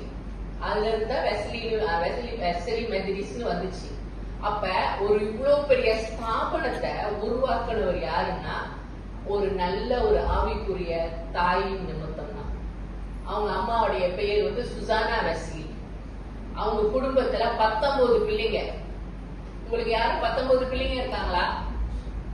என்னால வளர்க்க முடியல, என்னால சரியான போதனை கொடுக்க முடியல, சரியான சாப்பாடு கொடுல, நான் அந்த கஷ்டத்துல இருக்கிறதுனாலதான் என்னால பிள்ளைங்களை நல்லா கொண்டு வர முடியல. நம்பியாரு இருக்கீங்களா? 19 பிள்ளைங்க. நம்ம நினைப்போம் தமிழர்களுக்கு தான் 8 பிள்ளைங்க 10 பிள்ளைங்க 12 பிள்ளைங்க பிறந்தாங்கன்னு. வெள்ளக்காரங்களுக்கும் பிறந்திருக்காங்க 19 பிள்ளைங்க. அவங்க அப்பா பேர் வந்து சாமுவேல் வெஸ்லி. அவர் வந்து ஒரு ஊழியக்காரர் தான். ஆனா நம்ம நினைப்போம், ஓ அதனாலதான் ஜான் வெஸ்லி வந்தாருன்னு இல்ல, ஒரு வெறுமையான ஒரு ஊழியக்காரர், ரொம்ப கஷ்டப்பட்ட ஒரு ஊழியக்காரங்க. ஒரு சின்ன இடத்துல ஒரு சின்ன சபையை வச்சுட்டு ஆண்டவரோட வார்த்தையை சொல்லி வளர்ந்த அந்த குடும்பம் தான் அது. ஆனா அவங்க அப்பா ரொம்ப கடன்பட்டு இருக்காரு. சாமுவேல் வெஸ்லி வந்து ரொம்ப, அப்படின்னா பாஸ்டரா வந்து எப்படி கடன் வாங்கினாங்க? இல்ல, வறுமை கஷ்டம். அப்ப ரொம்ப கஷ்டப்பட்டு இருக்கிறாங்க, ரொம்ப வறுமையா இருந்திருக்காங்க, அந்த வறுமையிலும் ஊழியம் செஞ்சிருக்காங்க. அப்ப அவங்க அம்மாவும் பெரிய படிச்சவங்க இல்ல, படிச்சவங்கனாலதான் பிள்ளைகளை உருவாக்குறாங்கன்னு இல்ல, அவங்களுக்கும் அவ்வளவு படிப்பு இல்ல, அவங்க எல்லாம் ஒரு வில்லேஜ் பீப்புள் தான். அப்படி சாதாரணமா வாழ்ந்த குடும்பத்துல 19 பிள்ளைங்க. அப்பாவை ஒரு காலகட்டம் வந்து அவரு கடன் கட்ட முடியாதனால அவரு ஜெயிலுக்கு கூட கொண்டு போயிட்டாங்க. ஒரு பாஸ்டர், நம்ம ஐயோ பாஸ்டர் ஜெயிலுக்கு போயிட்டாரா? எதனால? திருடிலாம் இல்ல, அவர் கடன் பட்டார், அந்த கடனை கூட கட்ட முடியல, அவ்வளவு வறுமை. அப்ப அவ்வளவு வறுமை நிமித்தம் அவரு போயிட்டாரு. அப்ப அந்த காலகட்டத்துல நீங்க யோசிச்சு பாருங்க, சுசானா வெஸ்லி அவங்க இருக்காங்க, 19 பிள்ளையை எப்படி மேனேஜ் பண்ணிருப்பாங்க? இன்னைக்கு சரியா அவங்க கவனிக்காம இருந்திருந்தா ஒருத்தன் திருடனா இருக்க முடியும், கொள்ளை அடிக்கிறவனா மாதிரி இருக்க முடியும், அடங்காதவனா போயிருக்க முடியும். 19 பிள்ளைங்க எப்படி ஆயிருப்பாங்க சொல்லுங்க? குடும்பம் இருக்குமா, குடும்பம் செதறி போயிருக்குமான்னு தெரியல. ஆனாலும் ஒரு தாய், அததான் நான் சொல்றேன், நீங்க ரொம்ப முக்கியமான ஒரு ஆயுதம், நீங்க முக்கியமான ஒரு வெப்பன். தாய் மட்டும் இல்ல, நீங்க ஒரு சகோதரியா இருக்கலாம், நீங்க ஒரு வாலிப பெண்ணா இருக்கலாம், நீங்க ஒரு பயங்கரமான ஒரு ஆயுதம். நீங்க நல்ல ஆயுதமாவும் மாற முடியும், தீங்கான ஆயுதமாவும் மாற முடியும். இங்க அவங்க ஒரு நல்ல ஆயுதமா ஸ்பிரிச்சுவல் மாதரா இருந்து ஒவ்வொரு பிள்ளைகளுக்காகவும் அவங்க அதிகமா ஜெபம் பண்ணி ஆவிக்குரிய நீதியில ஒவ்வொரு பிள்ளைகளையும் வளர்த்தெடுத்தாங்க. ஒவ்வொரு பிள்ளைகளையும் அவங்க தேவனோட சமூகத்துல இருந்து ஆண்டவரோட வார்த்தையை கற்றுக் கொடுத்து அவங்களுக்கெல்லாம் சரியா சாப்பாடு கூட இருக்காது. இருக்கிறத சமைச்சு கொஞ்சம் கொஞ்சம் சாப்பாடு கொடுத்துக்கிட்டு அவங்க என்ன பண்ணாங்க, பிள்ளைகளுக்கு தேவனுடைய ராஜ்யத்தை குறிச்சும் கர்த்தருடைய வசனத்தை குறிச்சும் சத்தியத்தை குறிச்சும் அவங்க சின்ன வயசுலயே கத்து கொடுக்க ஆரம்பிச்சாங்க. பிள்ளைங்களை ஒரு சின்ன சொல்றாங்கல்ல, 1 வயசு 2 வயசா இருக்கும் போதே நம்ம நினைக்கிறோம் அதுக்கு என்ன விளங்கும், அதுங்களுக்கு என்ன புரியும், எல்லாமே விளங்கும், எல்லாமே புரியும். அவங்களுக்கு அப்படி வளர்த்து எடுத்த பிள்ளைல தான் ஒரு பிள்ளை ஜான் வெஸ்லி. இன்னைக்கு உருவாக்குனாங்களா இல்லையா? இன்னைக்கு உலகம் எங்கும் மெத்தடிஸ்ட் சபை செயல்பட்டு கொண்டு இருக்கு. மெத்தடிஸ்ட் சபை உருவாக்கப்பட்டிருக்கு. மில்லியன்ஸ் ஆஃப் பீப்புள் ரசிக்கப்பட்டிருக்காங்க அந்த சபை சார்பா. நானே மெத்தடிஸ்ட் சர்ச்சில் தான் ரசிக்கப்பட்டுருவாங்க. மெத்தடிஸ்டோட பேக்ரவுண்ட் தான் நானும். அப்ப நீங்க பாருங்க, அவங்க ஒரு மேடை பிரசங்கியா இல்லை. அவங்கெல்லாம் நல்லா படிச்சிருப்பாங்க. சுசானா வெஸ்லி நல்லா படிச்சவங்க. அவங்கெல்லாம் அவர் ரொம்ப இதெல்லாம் இருந்தவங்க. அதனாலதான் அவங்க இந்த பிள்ளைகளை எல்லாம் உருவாக்குறாங்கன்னு இல்லை. அவங்கெல்லாம் படிக்காதவங்க தான், அவங்களுக்கு எல்லாம் நிறைய தெரியாதவங்க தான். ஆனா சத்தியத்தை சபைகள்ல கேட்கும் பொழுது கேட்கறத கேட்டு பிள்ளைகளுக்கு தேவனுடைய ராஜ்யத்தை குறிச்சும் தேவனுடைய காரியத்தை குறித்து வழி நடத்தி பிள்ளைகளுக்கு நல்ல ஆலோசகராக இருந்து எது செய்யணும், எப்படி நடந்துக்கணும்னு பிள்ளைகளே தேவ பயத்தோடு வளர்த்து கொண்டு வந்தாங்க. இன்னைக்கு ஒரு பிள்ளை 2 பிள்ளைனா நேரம் இல்லைன்றோம். உங்களுக்கு டைம் இல்ல, பிள்ளைகளுக்கு கத்துக் கொடுக்க நேரம் இல்ல, பிள்ளைகளுக்கு உட்கார்ந்து போதிக்க நேரம் இல்ல. அவங்களும் நிறைய வேலை செஞ்சாங்க, அவ்வளவு பேருக்கு சமைச்சு கொடுக்கணும், பிள்ளைங்களோட வேலை எல்லாமே பார்த்தாங்க தான். ஆனாலும் எந்த ஒரு எக்ஸ்கியூஸும் இல்ல, பிள்ளைகளுக்கு போதிக்க முடியல. அவ்வளவு சூழ்நிலைமையும் அந்த பிள்ளைகளை அவங்க உருவாக்குனாங்க. அடுத்தது அவருடைய இன்னொரு பிரதர் நீங்க பாத்தீங்கன்னா 6000 அவருடைய பெயர் நீங்க பாத்தீங்கன்னா உங்களோட சார்ல்ஸ் வெஸ்லின்னு இன்னொரு அதே ஃபேமிலி மெம்பர். அவரோட பிரதர் சார்ல்ஸ் வெஸ்லின்னு 6000 ஹிம்ஸ் எழுதியிருக்காரு. ஹிம்ஸ்னா மெத்தடிஸ்ட் சர்ச்சு, லூதரன் சர்ச்சு எல்லாம் போனீங்கன்னா பாட்டுவாங்க, பாடல் பாடுவாங்க. பாத்திருக்கீங்களா? நிறைய இங்கிலீஷ்ல அததான் டிரான்ஸ்லேட் பண்ணிருப்பாங்க. பாமாலை சாங்ஸ் சொல்லுவாங்க. தாசரி உன் தரணியில் கேட்டிருக்கீங்களா அந்த பாட்டெல்லாம்? தேனிலும் மயிலும் அந்த மாதிரி பாடல்கள்லாம் பழைய பாமாலை பாடல்கள். சோ இந்த மாதிரி நிறைய ஹிம்ஸ் பாடல்களை அவருடைய சகோதரர் சார்ல்ஸ் வெஸ்லி 6000 பாடல்கள் எழுதியிருக்காரு. அந்த புக்குங்களா இருக்கு. யாருனால அவங்களே சொந்தமா உருவாக்கிட்டாங்களா சொல்லுங்க? அவங்களா அவங்களா ஆண்டவர் பிடிச்சுக்கிட்டு அவங்களா போயிருட்டோம், அவங்களுக்கு தான் எல்லாமே தெரியுது, அப்படியே உருவாக்குனாங்க? இல்ல, எல்லாமே அவங்களோட வீடுல இருந்து ஆரம்பிச்சது. இன்னைக்கு உங்க பிள்ளைங்க ஒரு ஊழியக்காரனா நீங்க ஆசைப்படுறீங்க, என் பிள்ளை ஊழியம் செய்யணும், என் பிள்ளை இந்த காரியம் செய்யணும், எங்க இருந்து ஆரம்பம்? நீங்க ஒரு பாட்டியா இருக்கலாம், நீங்க நல்ல நல்ல சட்டம் வாங்கி கொடுக்கலாம், நீங்க கோல்டு வாங்கி கொடுக்கலாம், நீங்க செயின் வாங்கி கொடுக்கலாம், நீங்க நல்ல நல்ல ட்ரெஸ் இதெல்லாம் செஞ்சு கொடுக்கலாம். ஆனா நீங்க ஒரு சாட்சி உள்ள பாட்டி இல்லைன்னா ஒரு பாட்டியும் இல்லை, நீங்க ஒரு கூட்டி தான். நீங்க ஒரு சாட்சி உள்ள பாட்டியா இல்லாட்டினா, தேவனோட ராஜ்யத்தை கத்துக் கொடுக்கிற ஒரு பாட்டியா இல்லாட்டினா, தேவனோட சத்தியத்துல அவங்க உங்களையும் பாக்குறாங்கல்ல. அவங்க அம்மா தான், அம்மா கத்து கொடுக்கலாம். இங்க திமோத்திக்கு அம்மாவும் கத்து கொடுத்தாங்க, பாட்டியும் பார்த்தாங்க. பாட்டியா பாக்குறாங்கன்னா தாத்தாவையும் பார்ப்பாங்க. நீங்க ரொம்ப முக்கியம். நம்ம நினைக்கிறோம் சர்ச்சுக்கு போயிட்டு கத்துட்டு வர்றாங்கன்னு. சர்ச்சுக்கு போயிட்டு வர்றது ஒரு பாட்டு தான். ஆனா உங்க லைஃப் ஸ்டைல பாக்குறாங்க. உங்க அந்த சின்ன தலைமுறை அவங்க உங்க வாழ்க்கை முறைமைகளை பாக்குறாங்க. நீங்க எப்படி வாழ்றீங்க, உங்க லைஃப் எப்படி இருக்கு, நீங்க அவங்க பிள்ளைங்கள்ட்ட எப்படி நடந்து கொள்றீங்க, உங்க வீட்டுல நீங்க எப்படி நடந்து கொள்றீங்க, உங்களோட குடும்ப வாழ்க்கையோட அமைப்பு எப்படி இருக்குன்னு இதெல்லாம் இந்த புது தலைமுறை பார்த்து வளர்ந்து கொண்டு இருக்கு.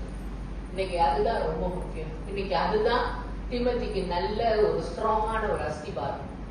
ஏன்னா அவங்க பாட்டி அம்மா அவரை அசைக்க முடியாத ஒரு அஸ்திபாரம் போட்டு கொடுத்ததுனாலதான் அவர் ஒரு திருச்சபையில பல சவாலை சந்திக்கிறாரு.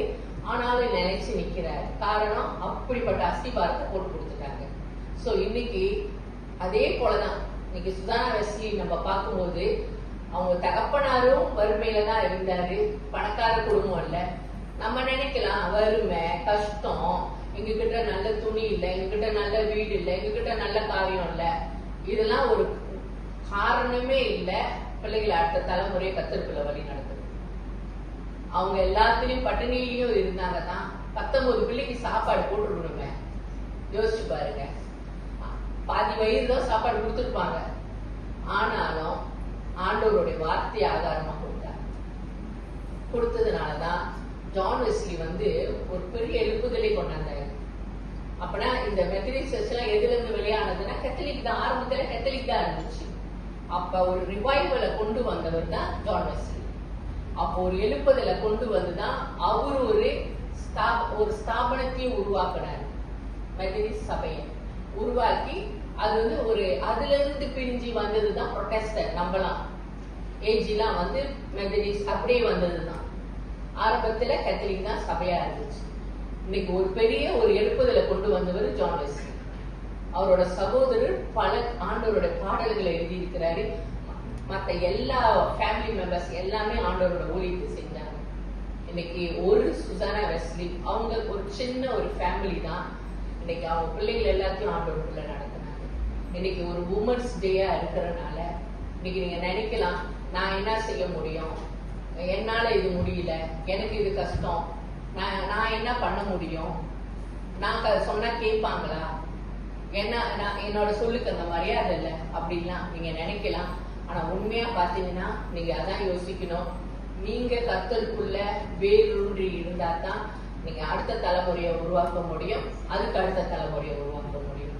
நம்மளுடைய அஸ்திபாரமே ஸ்ட்ராங்கா இல்லாட்டினா நெக்ஸ்ட் தலைமுறையை நம்ம உருவாக்கவே முடியாது. சோ இன்னைக்கு நம்மளோட வாழ்க்கைய ஒரு தாய் தான். இன்னைக்கு நீங்க தகப்பன் நினைச்சுக்கலாம், அம்மா நீ தான், நான் தான் வேலைக்கு போறேன், நான் என்ன செய்ய முடியும், அதனால நீ தான் எல்லாத்தையும் பாத்துக்கணும் அப்படின்னு நம்ம சில பேர் என்ன பண்ணுவாங்க, முழு பொறுப்பையும் முழு இதையும் சுமைய கொண்டாந்து யார் மேல போட்டுருவாங்க, அம்மா மேல. ஆனா அந்த இடத்துல அப்பாவுக்கும் அந்த பொறுப்பு இருக்கு. வசனத்தை எடுத்துக்கொள்வோம். ஓகே, வாசிங்க. 2 தீத்து புத்தகத்தை எடுத்துக்கொள்ளுங்க.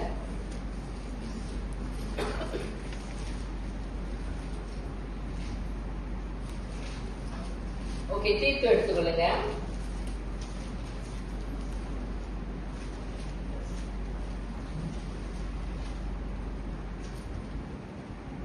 தீத்துல 2வது அதிகாரம்.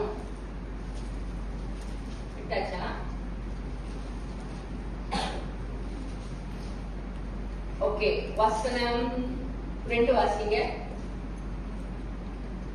முதிர் வயதுள்ள புருஷர்கள் ஜாக்கிரதையா இருக்கிறவர்கள். ஓகே, முதிர் வயதுள்ள புருஷர்கள்னா யாரு? ஆண்கள். இங்க பவுல் ஆண்களுக்கும் அந்த ஆலோசனை கொடுக்கிறாரு. முதிர் வயதுனா என்ன? வயசான கிழவர்களுக்கு இல்ல, அது எல்லாத்துக்கும், உங்க எல்லாத்துக்கும் சேர்த்து சொல்றாரு. புருஷர்களும் எப்படி இருக்கணுமா? ஜாக்கிரதை உள்ளவர்களா இருக்கணும். நீங்களும் ஆவிக்குரிய வாழ்க்கையில ஜாக்கிரதை உள்ள, எப்போதுமே அப்ப உமன் தான் உருவாக்குறாங்கன்னு இல்ல, நீங்களும் ஜாக்கிரதை உள்ளவர்களாக இருக்கணும். அடுத்தது நல்லொழுக்கம் உள்ளவர்களும். அடுத்தது நான் எப்படி வேணாலும் இருக்கலாம்னு இல்ல, நான் வேலைக்கு போவேன், நான் இது செய்யறேன் அது செய்யறேன், நான் என்னோட லைஃப் பிரச்சனை இல்லை, நீ தான் ரொம்ப நேரம் பிள்ளை கூட இருக்கிற, நீ தான் பிள்ளைய பார்க்கணும், நீ தான் நடத்தணும், நீ சரியில்லை அப்படின்னு பழிய தூக்கி போடாம பிள்ளைகள் தகப்பனையும் பாக்குறாங்க. தகப்பன்மார்களும் ரொம்ப முக்கியம். அப்ப தகப்பன்மார்களும் ஜாக்கிரதை உள்ளவர். அவங்க வீட்டுல இருக்கும் போது பிள்ளைங்க பேசும்போது தகப்பனுடைய வார்த்தையும் பிள்ளைங்க கேட்கிறாங்க. சர்ச்ல பிரசங்கத்தை வாரத்துக்கு ஒரு வாட்டி தான் கேட்பாங்க. சில்ட்ரன் சர்ச்ல வாரத்துக்கு ஒரு வாட்டி தான் கதை கேட்கிறாங்க. ஆனா ஒவ்வொரு நாளும் பிள்ளைங்கள் கேட்கறது யாருடைய வார்த்தை? தாய் தகப்பனுடைய வார்த்தையை தான் கேட்கிறாங்க. அப்ப பிள்ளைகள் இருக்கிறாங்கன்ற உணர்வோடு பேச கற்றுக்கொள்ளணும். பிள்ளைங்க வீட்டுல இருக்காங்க, அதனால நம்ம எப்படி பேசுறோம், பிள்ளைங்களுக்கு இது பக்தி விருத்தி கொண்டாடுதா, அவங்களுக்கு இந்த வார்த்தை, நம்ம பேசுற வார்த்தை ஹெல்ப் பண்ணுதா, உதவி செய்தா, அவங்க ஆவிக்குரிய வாழ்க்கையை கட்டுதா, இல்ல நம்ம பேசுற வார்த்தையே அவங்க விசுவாசத்தை குறைச்சி போடுதா, இதெல்லாம் ரொம்ப முக்கியம். ஆமாவா இல்லையா? இன்னைக்கு நம்ம நினைக்கலாம், நான் சின்ன பிள்ளைகளுக்கு சபைக்கு கூட்டி வந்தா ஆனா இப்ப வர மாட்டாங்க. ஏன் வர மாட்டாங்க? பிள்ளைய வீட்லயே சாவடிச்சாச்சு. பிள்ளைங்க சர்ச்சில் வந்து சாவல, பிள்ளைய எங்க சாவடிச்சாச்சு? வீட்டிலேயே தாய் தகப்பன் சாவடிச்சுட்டாங்க. எப்படி சாவடிச்சாங்க? அவங்களோட சொந்த வார்த்தையினால, அவங்களோட லைஃப் ஸ்டைலினால, அவங்க பேசுற விதம், வீட்டுல நடந்துக்கிற காரியங்களே வந்து பிள்ளைங்களோட விசுவாசம், அவங்க விசுவாசித்து அவங்க வாழ்க்கையை கத்து ஒரு வாஞ்சியா ஆலயத்துக்கு போவோம், வாஞ்சியா சபைக்கு போவோம், நானும் வளரணும் அப்படின்னு அவங்க அப்படி வர விடாதபடி வீட்டிலேயே அவங்க நடந்துக்கிற விதங்கள், பேசுகிற வாழ்க்கை, பிள்ளைங்க பேரண்ட்ஸோடைய லைஃப் ஸ்டைல பாக்குறது, தகப்பன் தாய்கிட்ட பேசுற விதம், தாய் தகப்பன்கிட்ட பேசுற விதம், இதெல்லாமே பார்த்த அநேக பிள்ளைகள், அடுத்த தலைமுறைகள் கிறிஸ்துவுக்குள்ள வளரணும்ன்ற வாஞ்சியே இல்லாம போயிடும். இவங்களே இத்தனை வருஷம் செஞ்சுட்டு போறாங்க, இவங்களே இயேசுவை ரசிக்கப்பட்டாங்க, இவங்க எப்படின்னா நான் எப்படி? அப்ப பிள்ளைங்களை நீங்க யோசிச்சு பாருங்க, கிறிஸ்துக்குள்ள வளர விடாத பண்ணது யாரு? சொல்லுங்க, யாரு? தாய் தகப்பன் தான். அவங்க செய்யற சேட்டைகள். ஒரு தகப்பன் ஒண்ணு போயிட்டாலும் தாய் ரொம்ப முக்கியம். ஆமாவா இல்லையா?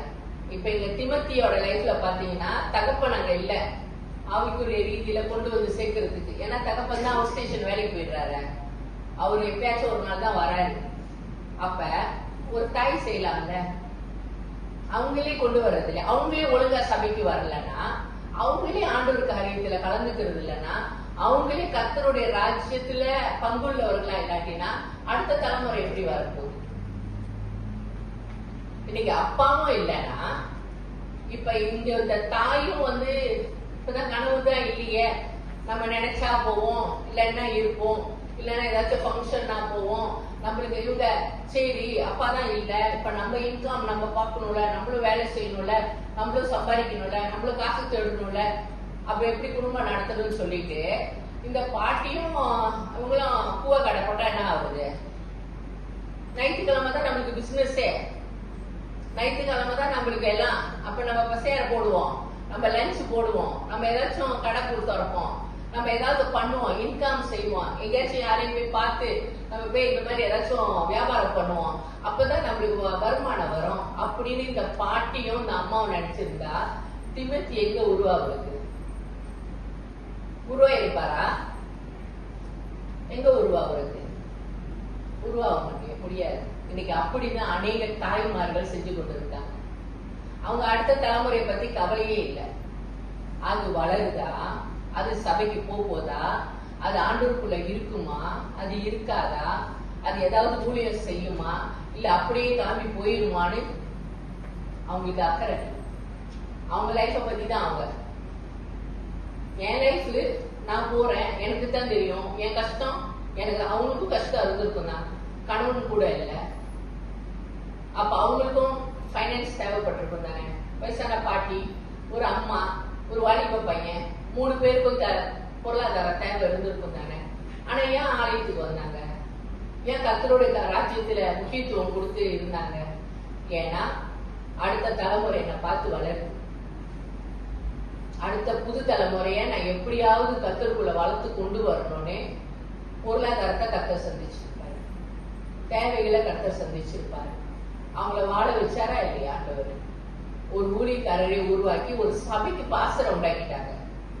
இன்னைக்கு நீங்க எத்தனை பேர் உங்களுக்கு சொல்ல முடியும், என் பிள்ளைய என்னால இந்த லெவலுக்கு கொண்டு வந்து தேவ ராஜ்யத்துக்கு ஒரு பிரயோஜனம் பாத்திரமா நான் கொண்டாந்து நான் வச்சுட்டேன். இத்தனை வருஷம் கையில கொடுத்தார பிள்ளைய எப்படி வளர்த்து எடுத்திருக்கீங்க? இன்னைக்கு நம்ம வாழ்க்கையை கொஞ்சம் ஆராய்ச்சி பார்ப்போம். இன்னைக்கு ஒரு சுசானா என்ற அந்த லஸ்லி, அந்த அவங்க கிட்ட 19 பிள்ளைய கொடுத்தாரு. 19 பிள்ளைய எடுத்து வளர்த்து கர்த்தர் ராஜ்யத்துக்கு பிரயோஜனமா கொடுத்தாங்க. இன்னைக்கு ஒரு உமன்ஸ் டேயா இருக்கிறதுனால இன்னைக்கு நம்மள ஆராய்ச்சி பார்ப்போம். இன்னைக்கு என்னோட நான் ஒரு உண்மனா இருக்கிறேன்னா, நான் ரட்சிக்கப்பட்டு இருக்கிறேன்னா, இன்னைக்கு நான் தேவனுடைய ஆலயத்துல இருக்கிறேன்னா, என்னால நல்ல கனி கொடுக்க முடிஞ்சிருக்கு ஆண்டவருக்கு. ஆண்டவர் என் கனியை பார்த்து சந்தோஷப்படுகிறாரா? இல்ல பார்க்கதான் கனியா இருக்கு, ஆனா கெட்டு போனதுதான் நான் கொடுத்து வச்சிருக்கோம். வெட்டுனா கெட்டு பைக்கவே முடியாது. இத அப்படிப்பட்ட கனியை நம்ம கொடுத்து வச்சிருக்கிறோம். இன்னைக்கு அப்படி இருந்தாலும் இன்னைக்கு ஆண்டவர் சமூகத்துல நம்ம ஒப்பு கொடுப்போம். ஆண்டவரே, எனக்கு இன்னும் ஒரு வாய்ப்பு கொடுங்க. அது சின்ன பிள்ளைங்களா இருக்கலாம். சின்ன பிள்ளைங்களா இருக்கிறவங்களுக்கு உங்களுக்கு நல்ல வாய்ப்பு. இன்னும் பிள்ளைங்க வளரலையே, வாலிபர்களா ஆகலையே, உங்களுக்கு டைம் இருக்கு. பிள்ளைகளை அழகா வளர்த்து எடுத்துருவாங்க. அல்லது பிரைமரியில படிச்சுட்டு இருக்கிற பிள்ளைங்களுக்கு நீங்க உங்களுக்கு இன்னும் வாய்ப்பு இருக்கு அந்த பிள்ளைகளை கத்தருக்குள்ள கொண்டு வர்றது. வாலிப பிள்ளைகளை விட்டு வச்சிருந்தீங்கன்னா இன்னைக்கு நீங்க புடிச்சு எடுக்கணும் அதை. ஏன்னா நம்ம தான் லூசா விட்டுட்டுமே. இப்ப அதை நீ புடிச்சு இழுக்கும் போது கொஞ்சம் கஷ்டமா இருக்கும். ஏன்னா இப்ப அது போக்குல போக ஆரம்பிச்சிருச்சு. அது சில நியாயமானதை பேச ஆரம்பிச்சிருச்சு. எனக்கு இது இருக்கும், எனக்கு அது இருக்கு, எல்லாமே சொல்ல ஆரம்பிச்சிருச்சு. இப்ப எப்படி புடிச்சு கொண்டாட போறீங்க? இன்னைக்கு கர்த்தர்தான் நீங்க ஒப்பு கொடுக்கணும். காரணம், இன்னைக்கு ஆண்டவர் உங்களை தெரிந்து கொண்டிருக்கிறாருன்னா உங்களால ஒரு விசேஷமான ஒரு நபரையும் நீங்க உருவாக்க முடியும். அல்லது நம்ம ஒரு பேடான ஒரு ஆலோசனையா கொடுத்து தப்பான ஒரு தலைமுறையை கூட நம்ம உண்டாக்க முடியும். தப்பான தலைமுறையை எப்படி நம்ம உண்டாக்க முடியும்னா, ஒரு பெண்ணு மார்க் எடுத்துக்கொள்வோம். இதை வாசிச்சுட்டு முடிச்சிருவோம். மார்க் புத்தகத்துல 6வது அதிகாரம்.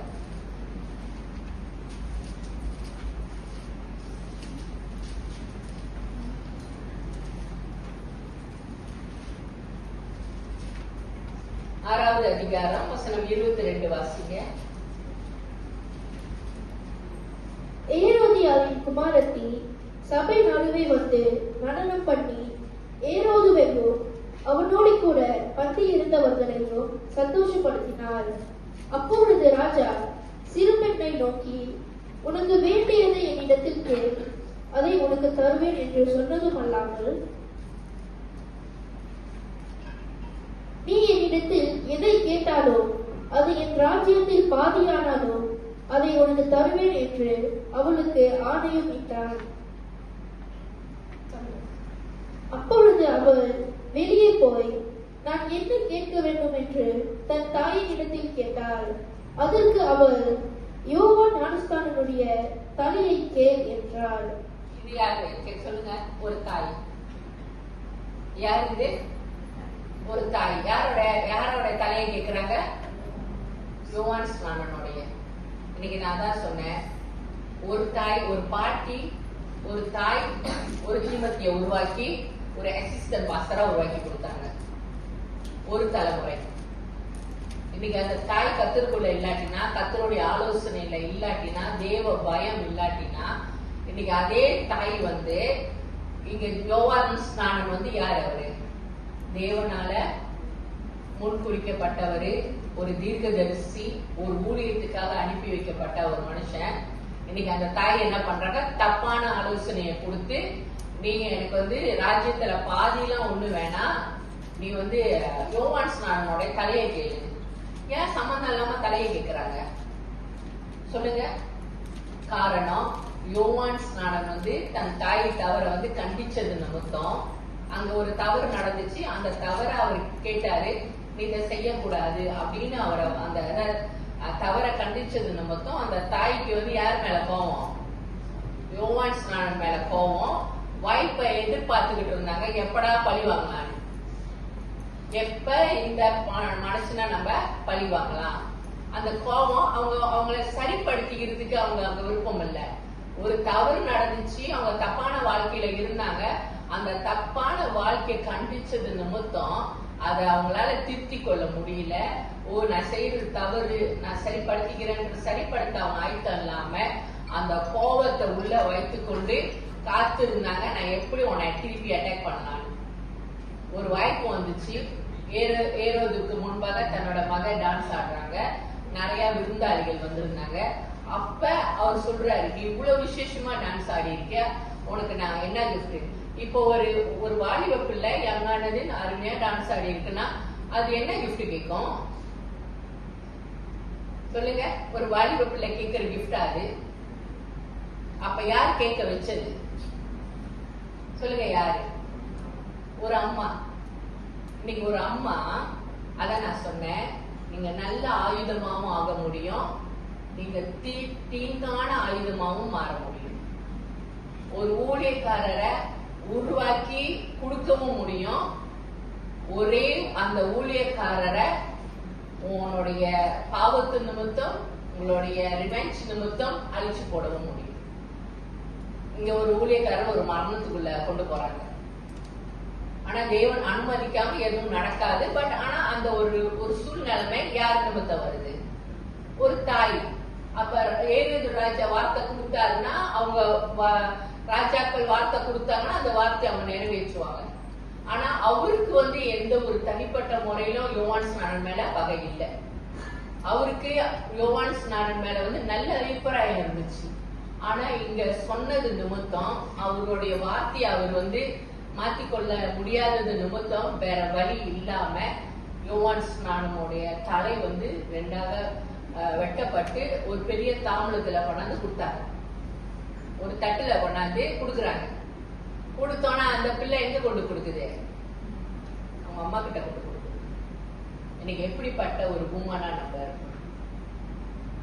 ஒரு ஊழியத்தை அழிக்கிறவங்களாகவோ, அதற்கு அதோடைய ரெஸ்பெக்டையும் அதோட கனத்தையும், இங்க ஒரு ஆள் கொலை பண்ணல, ஆனா கனவீனப்படுத்த முடியும். கனவீனப்படுத்தி போடுறோமா, செயல்படுத்த முடியாதபடிக்கு நம்ம ஒரு ஆளா ஒரு ஆயுதமா மாறுறோமா, அல்லது ஒரு ஊழியக்காரருக்கு உடன் ஊழியமா நீ போன்னு சொல்லி அனுப்புற அளவுக்கு ஒரு நபரை உருவாக்கி வச்சிருக்கோம்.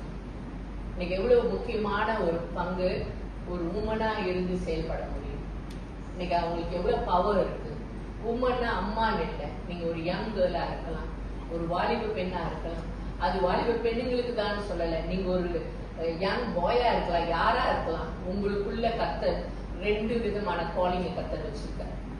உங்களால உருவாக்கி ஒரு தகுதிப்படுத்தி அழகா செய்யவும் முடியும், அதே நேரத்துல நீங்க அழிக்கவும் முடியும். அடுத்தது, புது தலைமுறை உங்களை நோக்கி பாக்குறாங்க. புதிய தலைமுறை உங்களை பாக்குறாங்க, நம்மளை நோக்கி பாக்குறாங்க. இன்னைக்கு அந்த பிள்ளைங்களுக்கு நீங்க ஒரு நல்ல ஆலோசகரா மாற முடியுமா? இன்னைக்கு ஒரு தாய்மார்கள் இருக்கீங்க, தகப்பன்மார்கள் இருக்கீங்க. உங்ககிட்ட இப்ப வளர்ந்து வர வாலிப பிள்ளைங்க உங்களை தேடி ஒரு ஆலோசனைக்கு வருவாங்களா? நீங்களே சபைக்கு ஒழுங்கா வரலன்னா உங்ககிட்ட ஆலோசனைக்கு வர முடியுமா? நீங்களே ஆண்டவரோட காரியத்துல பங்குள்ளவர்களா இல்லாட்டினா உங்ககிட்ட கவுன்சிலிங்க்கு வருவாங்களா? இன்னைக்கு புது தலைமுறை உங்களை பார்த்து என்ன கற்றுக்கொள்ள முடியும்? நீங்க ஏதாவது ஒரு லெசன் கொடுத்துருக்கீங்க, கொடுக்க முடியுமா அவங்களுக்கு? இன்னைக்கு அந்த தலைமுறை உங்களை தான் நோக்கி பாக்குறாங்க. வளர்ந்து வர தலைமுறைகள் உங்களை நோக்கி பாக்குறாங்க, நம்மளை நோக்கி பாக்குறாங்க. இன்னைக்கு நம்மளோட சாட்சிகள் தான் அடுத்த தலைமுறைக்கு இருக்கு. இன்னைக்கு நம்மளோட செயல்பாடு, நம்ம ஈடுபடுகிற காரியங்கள், நம்ம நடந்துக்கிறது தான் அவங்க அடுத்த தலைமுறை இந்த சபையில இருக்கிறதும் இல்லாம போறது. இப்ப நம்ம எவ்வளவு முக்கியமானவர்களா நீங்க இருக்கீங்க. உங்களை தேடி ஒரு வாலிப பையனை தேடி ஒரு வாலிப பையன் அண்ணே எனக்கு இது எப்படின்னு இது எனக்கு சொல்லித்தாங்கண்ணே அப்படின்னு உங்ககிட்ட நம்பிக்கையா வர முடியுமா? நீங்க நம்ம நினைக்கிறோம் நம்ம வாழ்ற வாழ்க்கை நமக்கு மட்டும்தான். ஏனே நான் வரேன், ஏனே என் குடும்பம், என் பிள்ளை, நாங்க வாழ்றோம், நாங்க போறோம், சர்ச் முடிஞ்சது. ஆனா நீங்க யோசிக்க மாட்டீங்க, உங்களை ஒரு அடுத்த தலைமுறை பார்த்து கொண்டு இருக்கு. அவங்க எங்க போவாங்க? அவங்களுக்கு தாய் இல்லாம இருக்கலாம், தகப்பன் இல்லாம இருக்கலாம், இல்ல தாய் தகப்பன்ட்டு அவங்களுக்கு கிடைக்காத ஒரு ஸ்பிரிச்சுவல் அட்வைஸா இருக்கலாம். நம்ம சர்ச்சிலேயாச்சும் இந்த அண்ணன்ட்ட கேட்டு பார்ப்போமா, இந்த அங்கிள்கிட்ட கேட்டு பார்ப்போமா, இந்த ஆண்டி கிட்ட கேட்டு பார்ப்போமா அப்படின்னு எதிர்பார்ப்பா வந்தாங்கன்னா நீங்க அந்த ஒரு ஆண்டியா இருப்பீங்களா? நீங்க அந்த ஒரு அங்கிளா இருக்கீங்களா? நீங்க அந்த ஒரு நல்ல பிரதரா இருக்கீங்களா? இன்னைக்கு நம்ம யோசிச்சுப்பா. நமக்காக வாழ்றது கிறிஸ்துவ வாழ்க்கை இல்லை. இன்னைக்கு நம்மளை சுத்தி புது தலைமுறை பாக்குறாங்க. இன்னைக்கு அது எவ்வளவு முக்கியமான ஒரு லைஃப். நம்ம ஒப்பு கொடுத்து ஒரு சின்ன பாடலை பாடி ஆண்டோட சமூகத்துல ஒப்பு கொடுப்போம். இன்னைக்கு நம்மளோட வாழ்க்கை தேவன் பிரியப்படுகிற ஒரு வாழ்க்கையா அவர் பாக்குறாரு. இன்னைக்கு ஒரு உமன்ஸ் டேன்னு வரும் பொழுது அந்த உமன் ரெண்டு விதமான உமனை நம்ம பார்த்தோம். ஆண்டவரே, நான் எப்படிப்பட்ட ஒரு உமன் ஆண்டவரே, நான் எப்படிப்பட்ட ஒரு உமனா நான் இருக்கிறேன். ஹalleluya. நன்றி செலுத்துகிறோம் ஆண்டவரே. ஓரி பாராபாரியாந்த ரஷலபாரியாந்த ஓரா கரபாரியாந்த ரஷந்தர பரபாரியா.